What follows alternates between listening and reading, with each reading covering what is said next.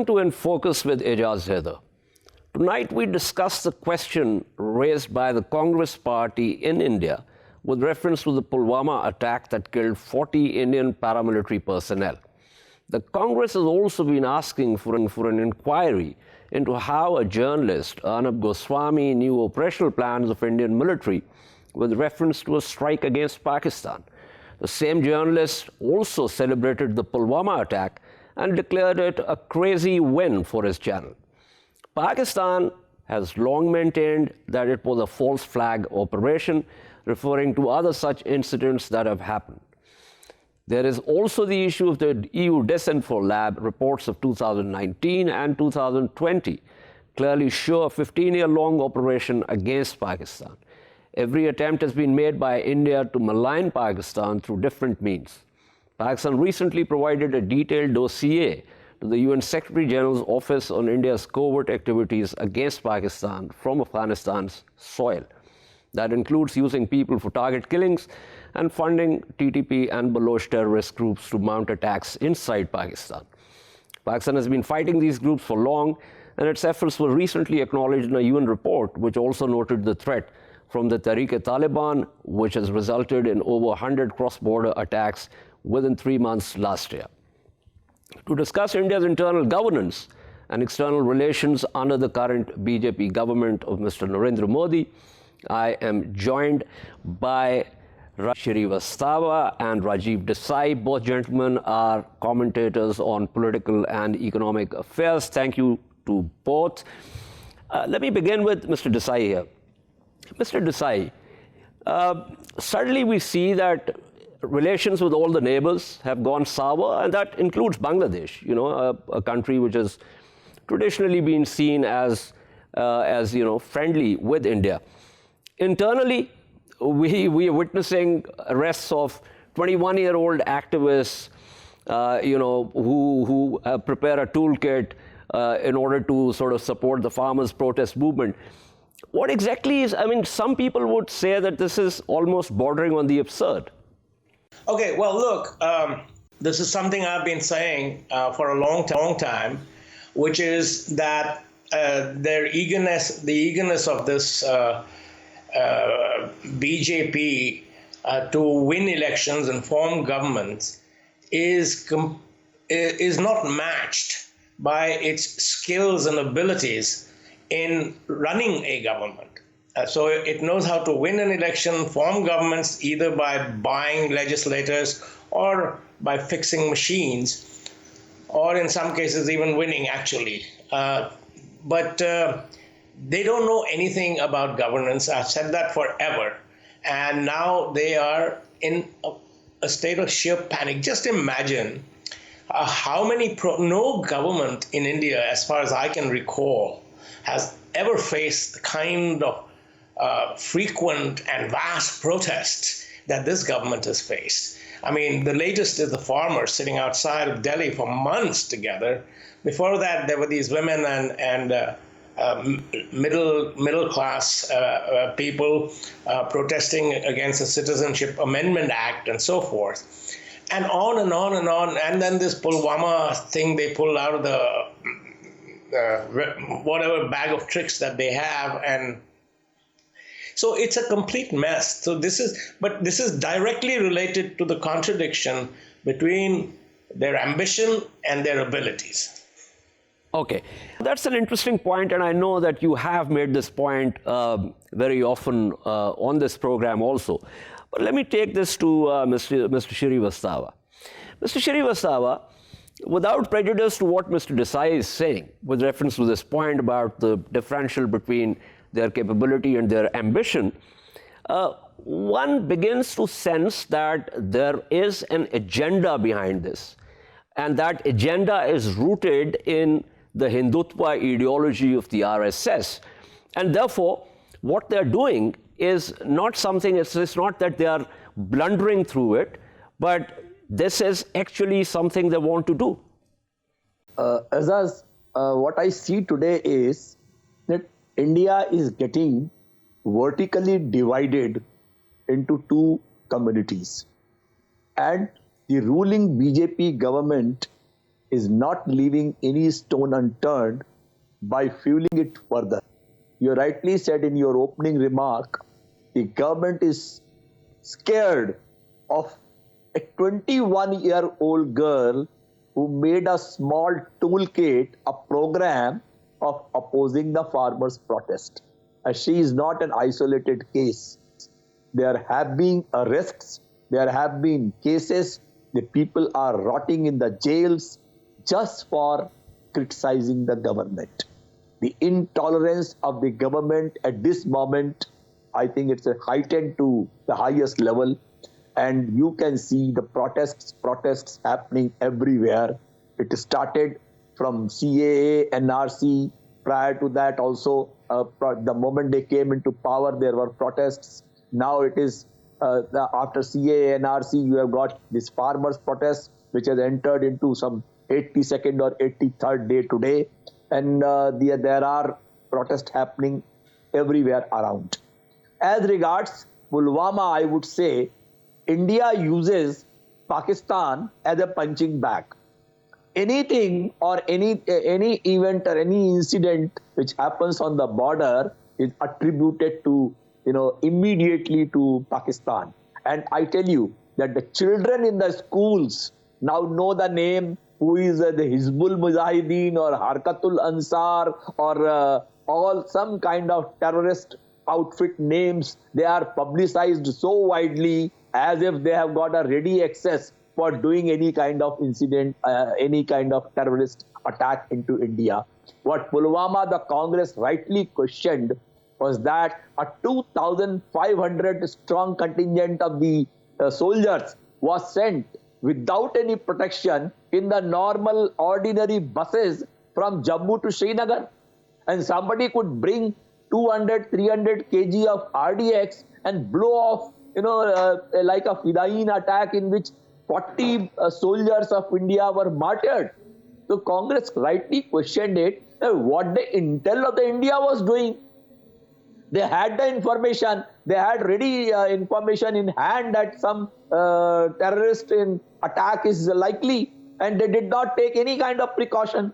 And even after 2 years, yesterday we did a second anniversary of this unfortunate incident, and nothing has been found out by the government of India as yet, by their CBI inquiry or whether they are NIA inquiry or any kind of inquiry. Some people have been arrested, some people are on bail, some cases are there, but nothing has been on the ground that who actually did that dastardly attack. Now, let's what I'm saying is... Okay, hold on, Mr. Shirivastava. I'm going to come back to you because you're making a very, very important point here. And I just want to share the corollary of this with Mr. Desai also. Now, Mr. Desai, here's the thing. 2 years down the line, nothing concrete has come out. And yet, immediately after the attack, Pakistan was blamed. And then, under the Modi government, the previous Modi government, Pakistani mainland was attacked, which then invited a Pakistani retaliation. And two nuclear-armed countries came close to a spiral. Now, this is the kind of policy that I would consider as bordering on the lunatic.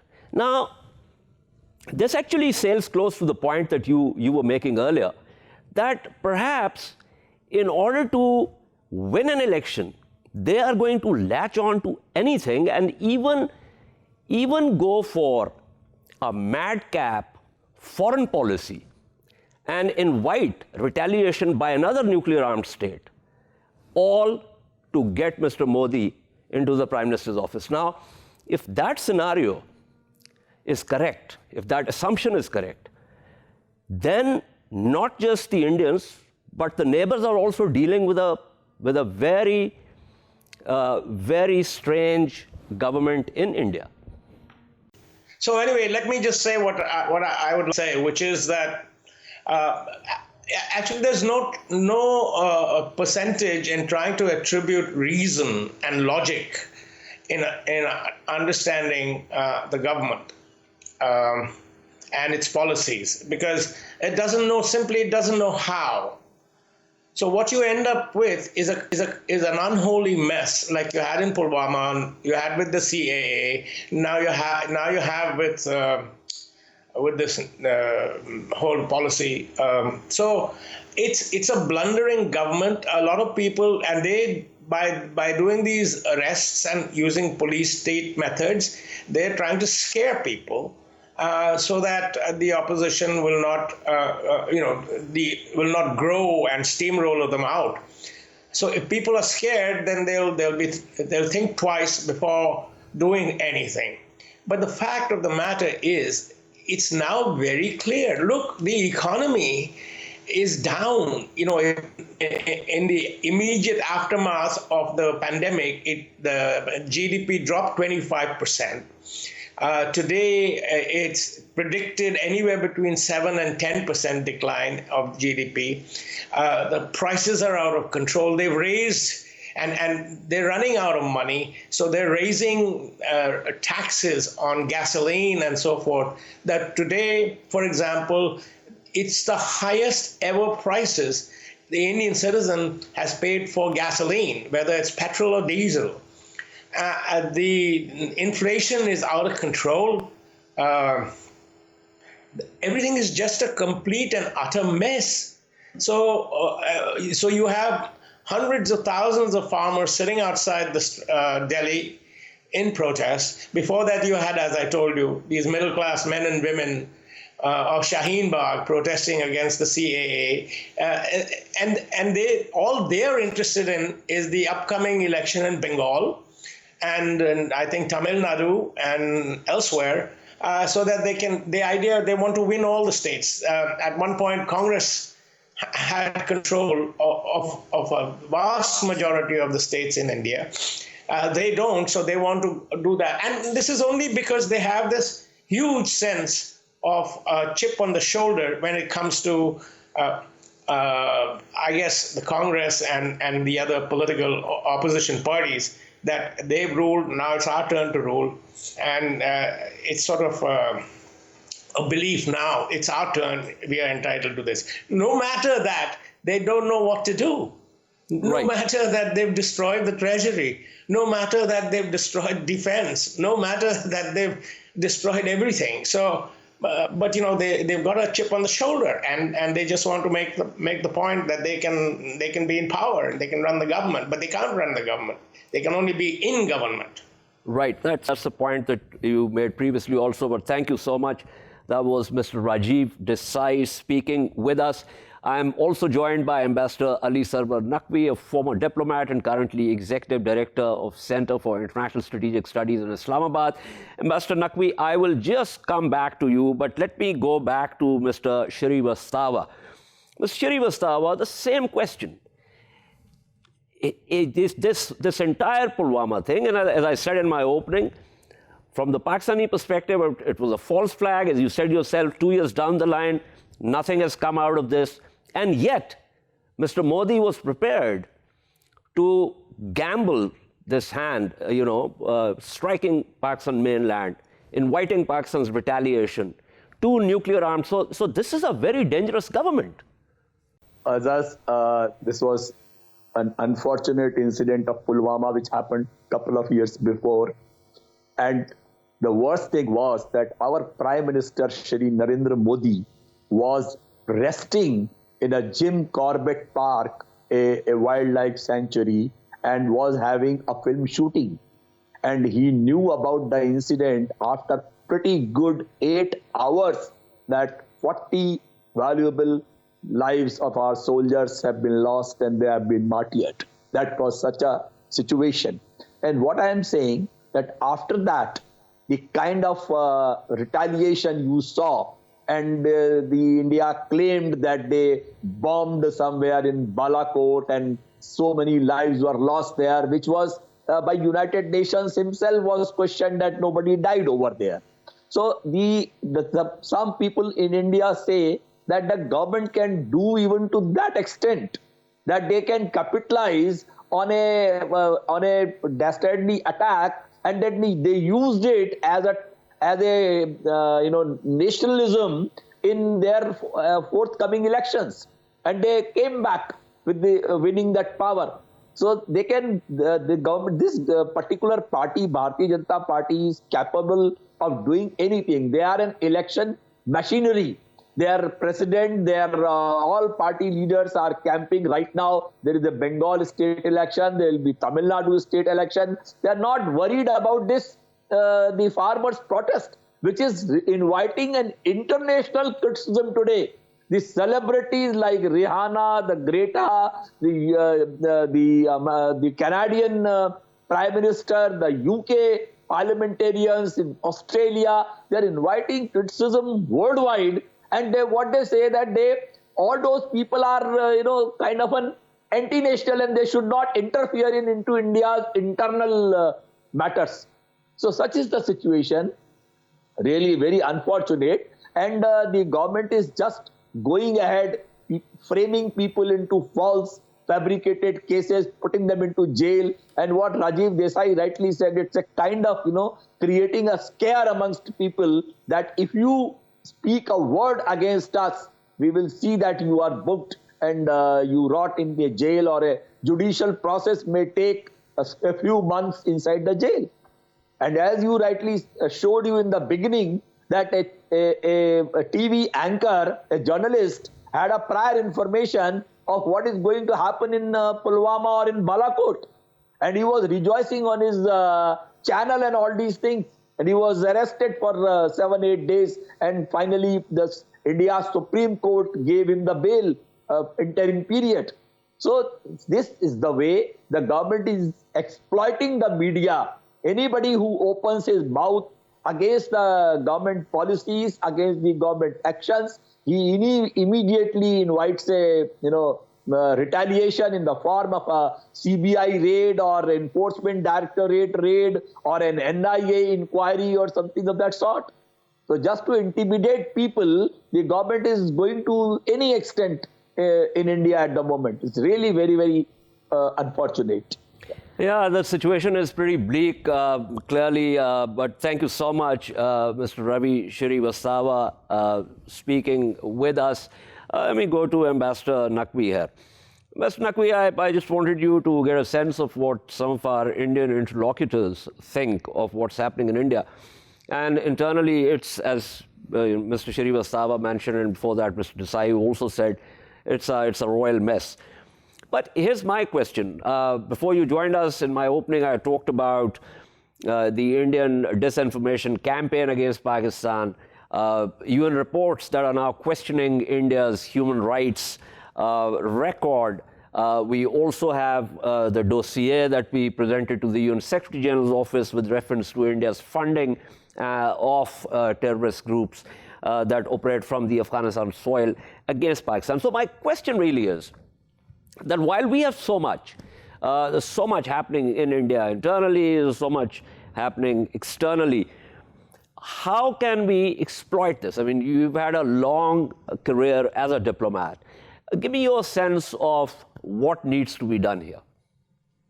Talking about the subject, you see, I'll first make a broad observation that this is the age of information.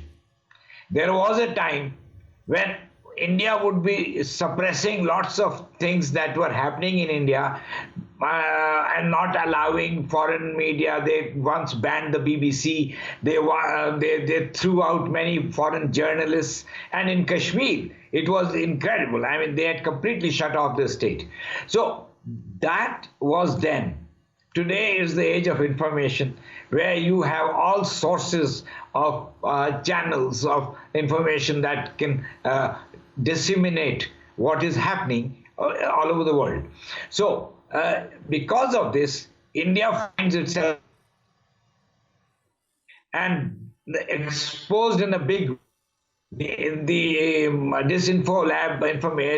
disinfo lab disclosures and the dossier of the foreign minister Shah Mahmood Qureshi in November, followed by the Disinfo Lab disclosures in December, and then many other reports that you have talked about, even Indian intellectuals and writers and our politicians have talked about this. So the Indian policies are absolutely disastrous, and India is exposed as indulging in irresponsible politics, which is going to be disturbing the stability of this region in a very big way. Now, how we can exploit?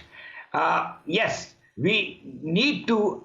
Well, we don't need to exploit. We need to propagate what is coming out, and this is being done quite effectively by our people in different embassies abroad and by the government information entity. So we need to bring out all this, put it in front of the people. But the whole thing will take time, because India has a reputation of being democratic, of being secular, of being well disposed towards its various entities and communities. So this will build up. Now, already most Western newspapers, the New York Times, Washington Post, Le Monde of France, Die Welt of Germany, even Asahi Shimbun of Japan, they all are writing critical articles and publishing critical reports about what is happening in India. Then there are human rights organizations that are taking them up. I think it'll take a bit of time. It's always incremental. There is a time lag between what is happening and what the perception is. The perception has to change, and the perception has to correct itself that India is on a disastrous course and hell-bent on acting highly irresponsibly. Right. But you would agree, and this is without prejudice to what you're saying, because obviously narrative requires a lot of time, and India has been at it, in terms of spreading disinformation about Pakistan in the last 30 years or so. But you would agree that the soft power image of India, which it built over the last 30 years, has now begun to erode. And this whole idea of India being a democracy, India being secular and inclusive, none of that now holds true.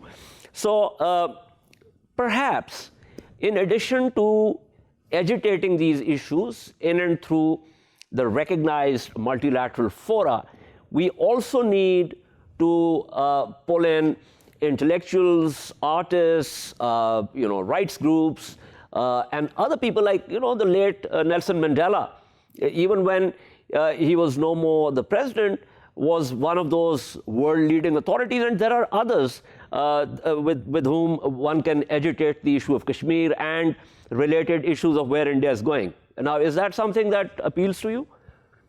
We have to mobilize, or in fact, we have to somehow generate interest in prominent public figures who should be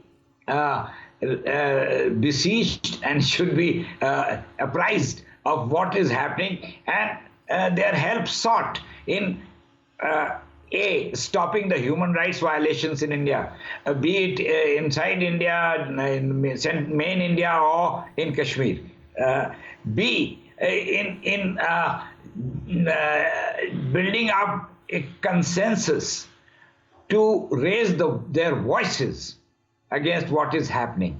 So I think the government has a challenge here, and we have to try and create that atmosphere where we can put the onus on India, show up India to the world as to what it really is now.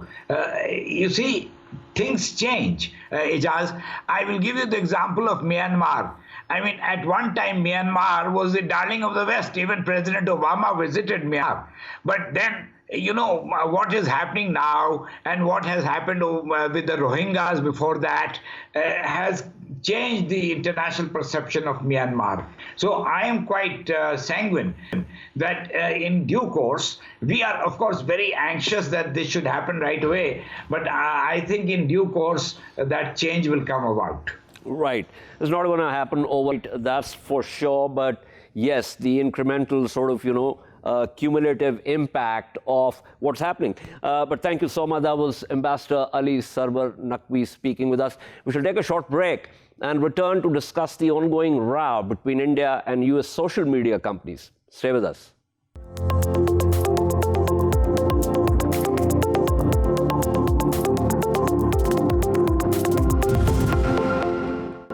Welcome back to In Focus. The row between the Indian government and US social media firms continues. Last Thursday, Indian Technology Minister Ravi Shankar Prasad warned US social media firms to abide by the country's laws. Speaking in the Indian Parliament, IT Minister Prasad mentioned Twitter, Facebook, LinkedIn, and WhatsApp by name and said they were welcome to operate in India, but only if they play by India's rules. India rebuked Twitter on Wednesday after the US social media giant did not fully comply with a government order to take down over 1,100 accounts and posts that New Delhi says spread misinformation about current farmers' protests against new agricultural reforms. Now, these reforms is a term that Indian government uses. The farmers call them draconian laws. But this is happening in a certain environment. The conditions for free speech, access to information, and dissent is fast shrinking in India. Yesterday, Indian police arrested Desai Ravi, a 21-year-old climate activist, for her role in sharing and possibly editing a toolkit that explains how people abroad can express solidarity with Indian farmer protests. This is just the tip of the iceberg. To discuss the ongoing row as well as place actions by the Indian government in the context of a clampdown on free speech, I'm joined by Baig, journalist and founder of the Media Lab, Pakistan's first incubator and accelerator for tech-based digital media startups, and Andrew Selepak, coordinator of the MA in Mass Communication program with specialization in social media at the University of Florida's College of Journalism and Communications. Thank you to both gentlemen for once again being on the program. Now, let's begin with, we'll come to the ongoing row, because that was something that we discussed in this program earlier also. But here's the thing, and let me begin with Andrew here. Andrew, we talked about last time, we talked about, states saying, okay, we're going to create our own apps. Now, I find this a bit ironic, and this is exactly what's being reported now also in India. What I find ironic is that the World Wide Web, I mean, the underlying assumption, supposed to essentially integrate the world and across these physical and national boundaries.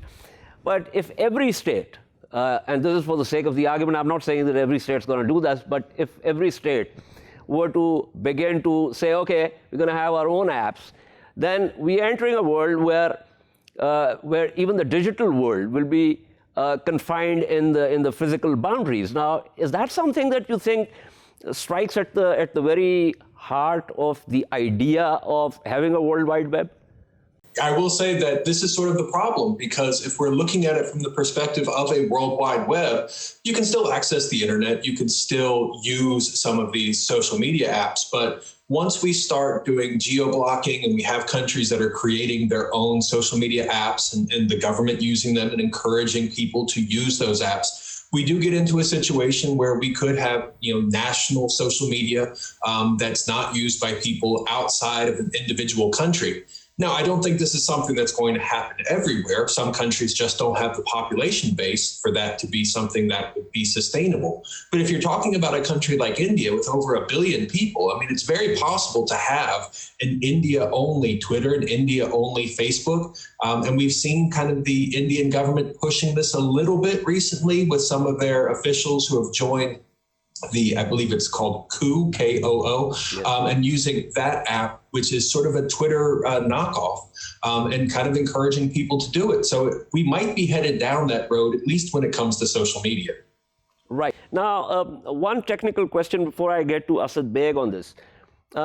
So assuming that India says, okay, we're going to shift to this coup, and they also manage to do that. And on top of that, if they were to ban Twitter, would it still be possible for people in India to be able to access Twitter through VPNs or some other way?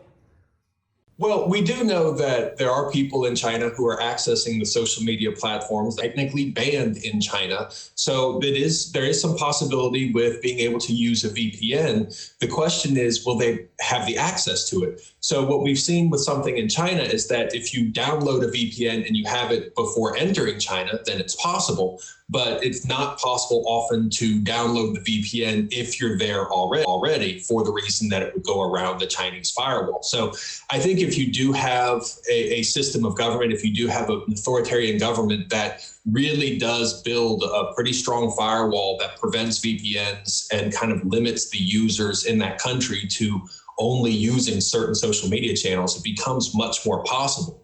But again, I think it's not something that you're going to see a lot of countries do just because they don't have the population base that an India or a China does.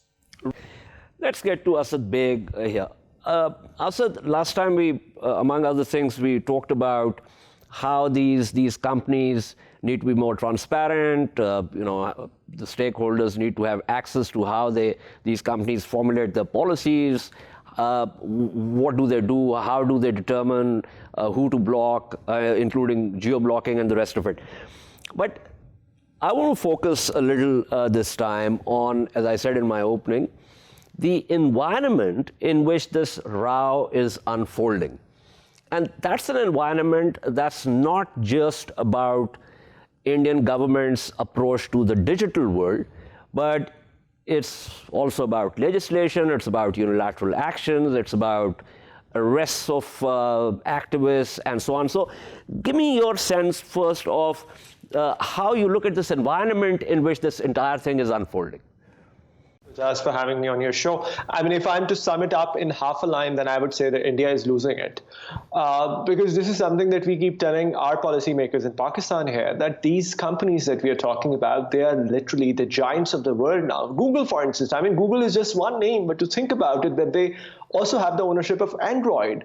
And more than half of Pakistani mobile internet users use Android, for instance, right? So the base, the technological base that they control, these companies control and own, it's massive. So you cannot simply just take these companies head on and put them and yourselves in a do or die situation. There's this term that we use, business diplomacy, and this is exactly what you do with these companies, that you diplomatically deal with them. Obviously, there are many issues of various kind of interest on both the side of the government and the social media companies, and business diplomacy is the approach that you use. I mean, blocking your way and kind of putting yourself in a collision course with these social media companies, it has never worked. I mean, see what's happening in Australia, for instance. The Australian government is kind of losing this battle against Google and Facebook, something that they've started on. I mean, it's the dynamics of that scenario is completely different. But just to give you an example.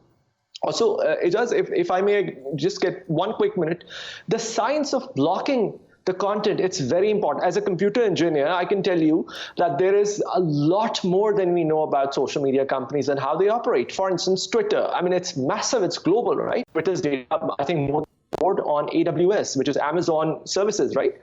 And so the point with this, I'm trying to make this is that even if India, for instance, decides to have their own app, I really doubt that they would have the technological infrastructure to store all of their data locally. They'll either have to get the services of AWS or any other storage system, in which case their data will reside abroad. So I mean, just by saying, and this is a misconception I've heard in Pakistan as well, that, oh, this is the right way to, right approach to tackle this. It's not simply not possible. Look, WhatsApp was purchased in about $18 billion by Facebook. $18 billion, that I think 3 times or 4 times the amount of the IMF loan that Pakistan has acquired this in this term. So I mean, what essentially we are talking about is a huge, massive investment. And just by saying that we'll make our own apps, it's definitely not, I don't think it's a futile exercise, frankly speaking. Right. So since, you're an engineer, a computer engineer, tell us, I've also heard that the kind of servers that you require for this, the power that they consume and they need and the water that they need is also something that is perhaps not possible in many parts of the world. Now, is that correct? And if it is, can you explain how that works? You see, essentially what we are talking about is gigabyte. I mean, gigabyte is perhaps not the right term, but like we are talking about server farms. And when we say that, we are talking about various tech and other infrastructure that goes with it, right? And I don't, frankly speaking, I don't think that there is enough infrastructure in even India for that matter. I mean, Pakistan obviously is still struggling with that. But even in India, I don't think there is enough infrastructure for that. For instance, Facebook, I mean, if you talk about the servers of Facebook, you would find that they're probably in Singapore or somewhere and so on, and then they have their, the main storage somewhere else. And same goes for AWS for that matter. I mean, more than half, I would say, the Netflix is stored on AWS. And so if you go into the requirements, there is a huge prerequisites that they need to follow. And so it's just simply speaking, it's easier said than done that we'll create our own apps and we'll create our own infrastructure. It's definitely not that easy. Right. I'm going to return to you on this, but let me go back to Andrew Selepak here. Now, Andrew, here's the thing. There is, or it seems, that this sort of transformation from the physical world to the digital world, nation states, governments, sometimes not very democratic governments, sometimes democratic governments, which are not liberal, but are illiberal democracies. So there has always been the bureaucracy, the idea to be able to control things. And with the digital world, that's becoming increasingly difficult. As I said, it's a world that's kind of, trans-physical borders. Now, what is your sense, given the fact, and, as you know, there's so many analyses out about this, authoritarian governments or right-wing governments or center-of-right governments getting into power in different parts of the world, and so there's a sense of rising nationalism also. Now, there is clearly a dichotomy between that rising nationalism and how the digital world operates. What is your prognosis? Where do you think it's likely to go? Well, I think, Asad made a really good point about looking at what it would take to create, a sort of a homegrown social media platform. And that does limit many places. I think it's also interesting when you look at and see which companies were called out by the Indian Parliament the other day. Google was not one of them. Amazon, which is AWS, was also not one of them. So, it's while we think about creating a platform and, do you have the infrastructure? Do you have the capability to do it? Yes, most countries probably do not and don't have a need to do it. But it was also kind of interesting to see which companies were not kind of called out the other day. Again, Google wasn't, Amazon wasn't. You did have LinkedIn, which is Microsoft owned, but I think what we're looking at when we have the different type of governments, when you do have any attempt at control, and we know that to have an authoritarian government, you have to be able to control what's being said by the people. And this will include social media.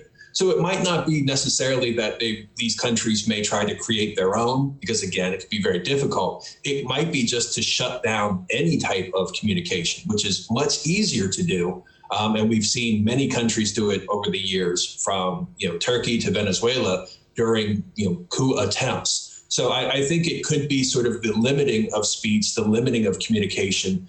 One is one option. Trying to grow your own is another. I think we'll have to wait and see which way it goes. Right. Asad, the paradox that I see here is that these very entities, now, for example, the BJP, and in the previous election also, this election also, lots of these pundits in India who said that one of the reasons, not obviously the other factors also, but one of the factors that led to the BJP's popularity was its very smart use of the social media. Now, the paradox that I'm talking about is about the fact that while they would want to use the social media, they would want to have those tools, nonetheless, they would also want to have control of those tools to the extent that those tools may only propagate their point of view, but somehow they should be able to block the content that is critical of their policies. Now, that is something which it seems to me is hard to square. Absolutely. I think the easiest answer would be that perhaps they've seen the power of digital media firsthand, so they know how to, or they at least want to control it in a way. But I think it's just one more, like I said in the previous program, there's so many dynamics that one couldn't really touch upon them in such short time. But one more thing that I would like to bring up in this conversation is how the laws are being implemented. So, I mean, if you read the story, the Indian policymakers are saying that the Indian law has to be followed. Now, this is a very interesting statement to me, because are the policymakers the one who are going to interpret the laws of the India, or are the judiciaries supposed to do that?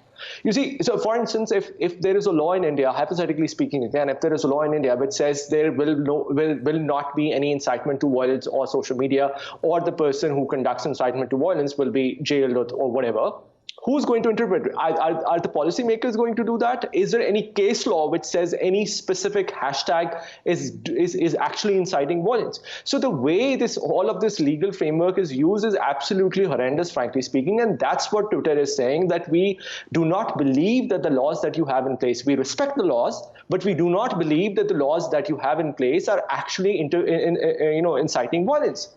And this, to me, is a very interesting debate, because what Indian government is doing right now, essentially, is bypassing all of that judicial framework that they're supposed to have, which is obviously responsible for the interpretation of laws, and kind of interpreting the laws themselves and asking Twitter to take action upon it, right? So again, this is, as an academic also, this is one of those examples that should go in the books of how the governments basically try to control and digital spaces and take ownership of digital spaces, like you mentioned BJP, for instance. Right. It's very interesting. I also did a couple of programs on this, on the two reports by EU Disinformation Lab about the 15-year-long disinformation operation that one of the Indian covert activities had launched against Pakistan. So they would want to use the tools, but not allow those tools to be used against them. So much more to discuss, but as always, time is limited on television. But thank you so much, Asad Baig. Thank you, Andrew Selepak. Really grateful for your insights. This is all from In Focus tonight. We shall see you tomorrow at the same time. Keep following our latest updates on social media at indus.news. Good night and goodbye.